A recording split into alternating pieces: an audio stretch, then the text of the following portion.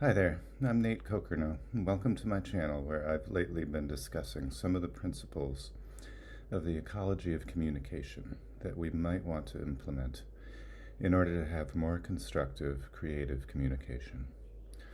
I've made the claim before that anything that is not constructive and creative doesn't even count as communication. If new links aren't formed, if new insights or perspectives don't materialize from this conversation, then communication isn't what's happening. Today I'm going to discuss the advantage of acknowledging the limitations or barriers that will inevitably spring up as we practice honing our communication skills. They present themselves as hurdles, but they could also be reframed as opportunities for miracles. A miracle needs to be redefined here, again for clarity's sake. In A Course in Miracles, a miracle is defined simply as a shift in perception, from seeing something through a lens of fear to seeing it through a lens of love. When we're in a conversation and the barrier of fear presents itself, we have to be willing to look at it square in the face before we can get over it. Just like a runner in a hurdles race needs to acknowledge the hurdles before they can leap over them. If they don't, they'll likely be disqualified from the race after crossing the finish line first. The major barrier to communication is emotions. When they get activated, ears shut down. Attempts to understand the other person's perspective are abandoned, and the opportunity for a breakthrough can feel threatened. This is not the time to give up.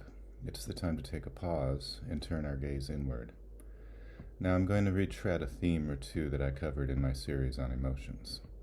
When big emotions are present, that's a fact, and that's a hurdle. Unlike in the actual hurdles race, it is appropriate to break our stride when we come to a hurdle that seems too large to get over. In the video called Taking the Pause in that series, I mentioned a simple physiological aspect to emotions, that it takes on average about 20 minutes to re-regulate your central nervous system once it is dysregulated. The very best choice we can make at this time is to say something like, "Hey, I'm noticing that I'm getting a little rattled right now. Let's return to this later, since I don't want to say something hurtful or dismissive."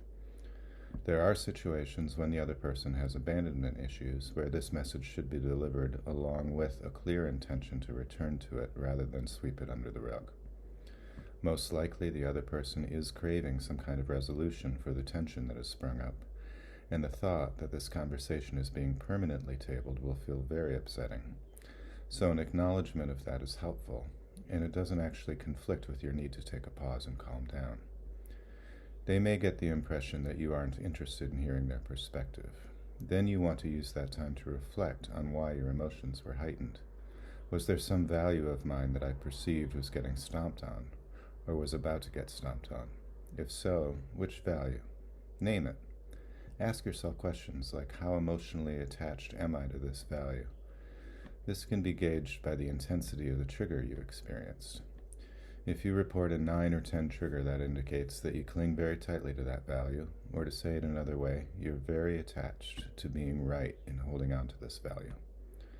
Perhaps, since it appears to be a fact now that this other person doesn't have the same relationship to this particular value, there's some information missing still that will help you understand why they don't, and you can, by asking the right questions, get to a place where you will understand how they could possibly disagree with you on this and still be a good person.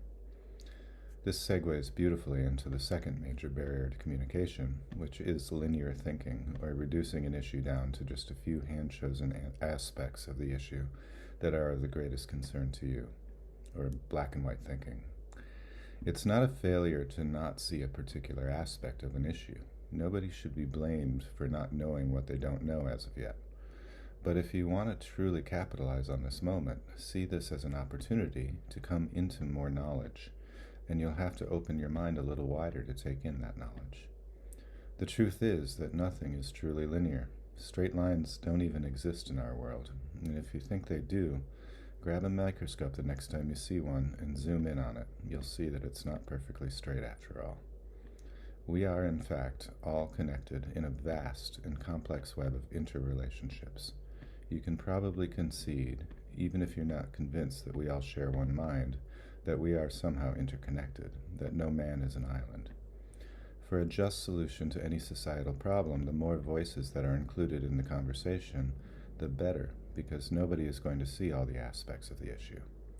So in the realm of communication, hurdles are places where we want to take a pause, get out our magnifying glasses, and look at our own biases and assumptions more carefully so we can understand the nature of this hurdle better, and then, with enough voices involved, find the links that will help us get over this hurdle together. This is a far better choice than just throwing up our hands and giving up, because without that resolution, the rest of the race can't be finished. Slow down, breathe, get some clarity on your inner world, and then find the right questions that might get you more clarity about their inner world. In practicing this, we both hone our skills in communicating and we gain more confidence in our shared ability to get over any hurdles that might present themselves in the future. Thanks for listening today, and thank you to all my viewers who have subscribed to the channel. I don't say this often enough, but I do truly appreciate your taking the time to listen and to tickling the algorithm for helping me make these messages more accessible to everyone. We have a lot of problems right now in the world, and the just solutions are there in waiting for us to discover and act upon, but we have to feel confident that we are capable of solving them if we're not going to give ourselves over to hopelessness and despair. Have a wonderful day, and I'll see you again soon.